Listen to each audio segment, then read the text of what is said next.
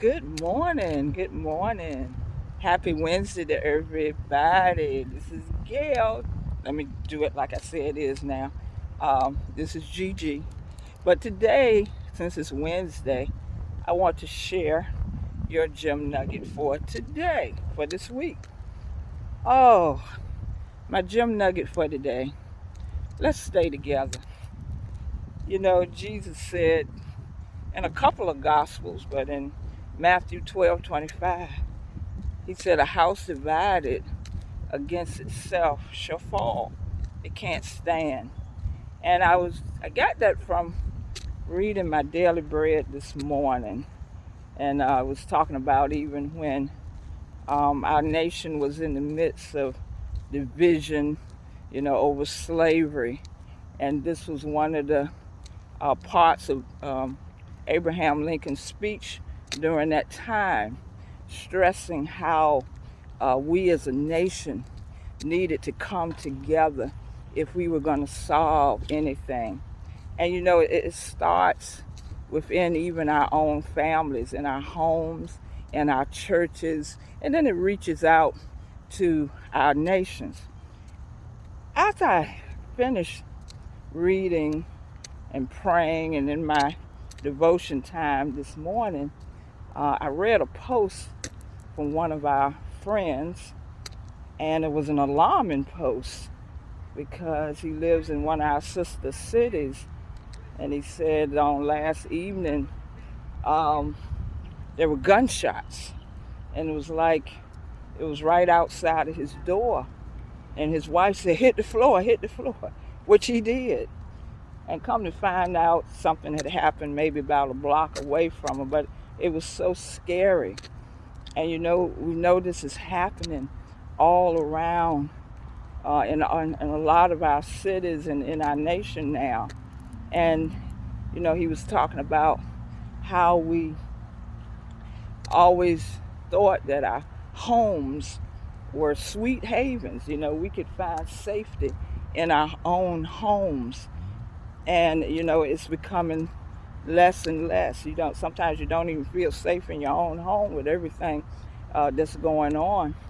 And he went on to say that we have elections coming up, and we need to be sure who are we voting for as we put people in office for city council, school board, in our Senate, and even our national seats.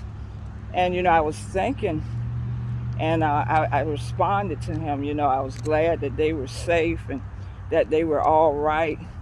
But um, regardless of who we even put in government, one of the things I believe that has to happen is that we have to come together, especially under God's rule.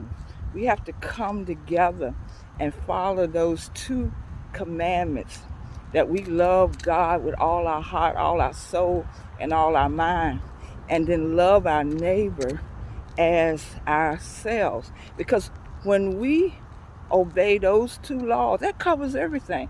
Because if you love God and you love your neighbor, you don't even have the mind to hurt. And we have to come together as a people, all people, and decide that we're going to do the right thing. We're going to train up our kids to live civilly and do the right thing, and that we treat each other with respect, regardless of what color we are or whatever, because Jesus said it. He said, "A house divided is going to fall. It cannot stand." And the reason why Jesus said that, if you read the account leading up to that, y'all stay with me now. In the beginning, especially in Matthew 12, first of all, there was a complaint. They were always after Jesus. They was always trying to get on him about something. First, they complained that his disciples was picking corn on the Sabbath day, and he said, they was hungry, so it's the Sabbath day, and he just used the example. If you got an ox in the ditch, You're going to pull it out regardless of what day it is because it's needful. And then the next thing he did, he went in the temple and he cured the man um, with the shriveled hand, you know. And you would think they would have been happy about that with the withered hand. They think they would be happy. And they still complain, even though he was doing good. And then he did one more thing. He cured a man that was possessed with a devil.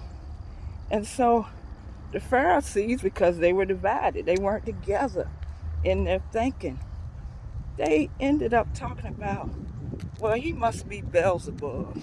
He must be of the devil. And that's what led up to this verse. He says that Beelzebub doesn't fight against Beelzebub. Satan doesn't fight against his own people. They are together. Even in another story, they said they're legion.